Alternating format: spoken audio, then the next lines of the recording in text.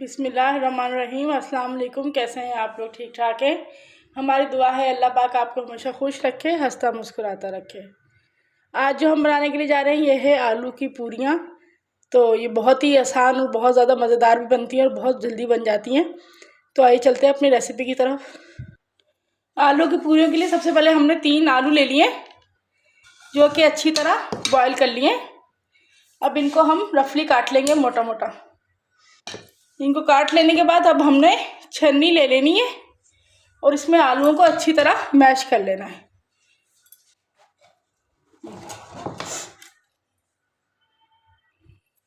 जी तो ये हमारे तकरीबन आलू मैश हो चुके हैं। इन तमाम को पीछे से उतार लीजिए अच्छी तरह। ये देखिए कितने अच्छे मैश हो गए। अगर आपके पास ऐसी छन्नी नहीं है तो कोई बात नहीं, आप आटे वाली छन्नी भी ले लीजिए जिससे हम आटा वगैरह छाप। इनको अच्छी तरह आलू को निकालें। आलू को मैश करने के बाद इसमें अब हम 1 प्याली बेसन की डालेंगे। 1 प्याली बेसन को हमने छान के रख लिया था। ये थोड़ा थोड़ा करके इसमें डालते जाएं। ये थोड़ा थोड़ा इसमें डाल के मिक्स करें अच्छी तरह।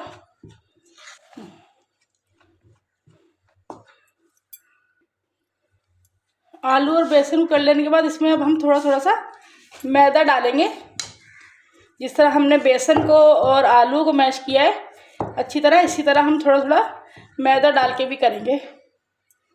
ये हमारे पास मैदा है तकरीबन 1 प्याली। ये आप थोड़ा थोड़ा डाल के इसको भी अच्छी तरह इसमें मिक्स कर लीजिए। ये आप देख सकते हैं कितना ज़बरदस्त हमारा ये होगा आटा तैयार कर लिया हमने। अब हमने एक जार ले लेना है। इसमें हमने तकरीबन 2 बड़ी हरी मिर्चें थी हमारे पास। इसको हमने मोटा मोटा काट लिया है। इसको चॉप कर लीजिए। एक तकरीबन 1 इंच अदरक का टुकड़ा था, ये डाल दीजिए। और ये 4 से 5 लहसुन की जुएँ ये भी डाल दीजिए। इनको पेस्ट बना लेना है, लेकिन इनको पीसना नहीं है बहुत ज़्यादा। ये पानी डाल के ख़ास तौर पे ये दरदरा सा एक पेस्ट बना लीजिए इसका। जी तो ये हमारा देखिए पेस्ट तैयार हो चुका है ऐसा। ये अब हम इसी में ऐड कर देंगे। ये थोड़ा सा हरा धनिया है हमारे पास। ये हरे धनिया की सिर्फ हमने पत्तियाँ ली है, जो इसकी डंठल होते हैं वो नहीं लिए हमने। ये भी इसी में ऐड कर दीजिए। अब जो इसमें स्पाइसेस जाएंगे वो कुछ ऐसा है कि हमने आधा चम्मच हमारे पास नमक का है, आप अपने टेस्ट के हिसाब से ले सकते हैं, ये इसमें डाल दीजिए। आधा ही चम्मच हमारे पास हल्दी का है, ये भी इसमें डाल दीजिए। और तकरीबन 1/3 हमारे पास रेड चिली पाउडर है, वो डाल दीजिए। अब इन चीज़ों को अच्छी तरह एक दफ़ा दोबारा मैश कर लीजिए ताकि पूरी के मसाले में हमारे तमाम स्पाइसेस ऐड हो जाएं। 2 चम्मच कॉर्नफ्लोर डाल दीजिए। कॉर्नफ्लोर डाल देने से एक तो हमारी पूरी टूटती नहीं है और दूसरा बहुत ज़्यादा क्रिस्पी और मज़ेदार बनती है। ये 2 चम्मच कॉर्नफ्लोर डाल दीजिए बस।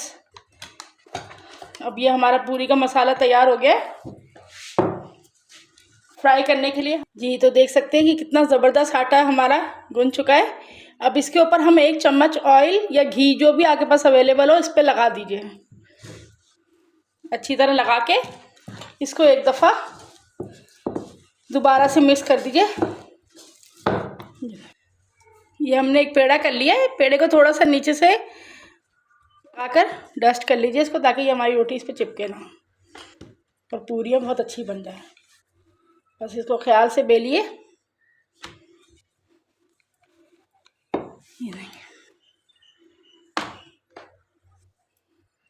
जी तो ये एक बड़ी पूरी हमने बना ली है।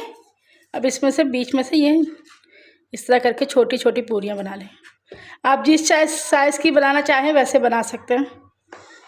अभी जो हमारे पास फालतू है ये सब हटा दीजिए और ये अगली जो आटा रखा है उसी के साथ मिक्स कर देना है हमने। ऑयल हमने गरम करने के लिए रख दिया है।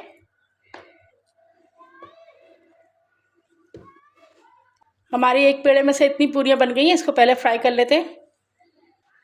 ऑयल हमने रख दिया, पहले टेस्ट कर लीजिए कि हमारा ऑयल गर्म है। जी ऑयल बिल्कुल गर्म है। अब इसमें हम पूरियाँ डालते हैं। बिस्मिल्लाह।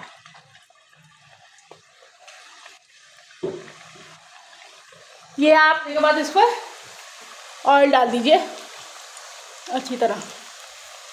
ये आप देख रहे होंगे हमारी पूरियाँ फूलना भी शुरू हो गई हैं।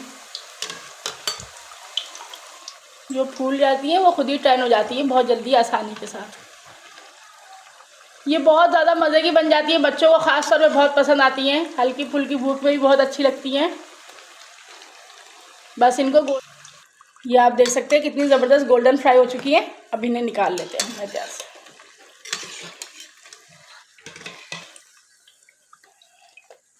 इसी तरह हमने तमाम पूरियों को बना लेना है जी। तो ये हमारी तमाम पूरियाँ बन चुकी हैं। ये हमारे चैनल को ज़्यादा से ज़्यादा लाइक कीजिए, शेयर कीजिए अपने दोस्तों में, और अगर आपने सब्सक्राइब नहीं किया है तो प्लीज़ सब्सक्राइब कीजिए। अपनी दुआ में याद रखिए। अल्लाह हाफिज़।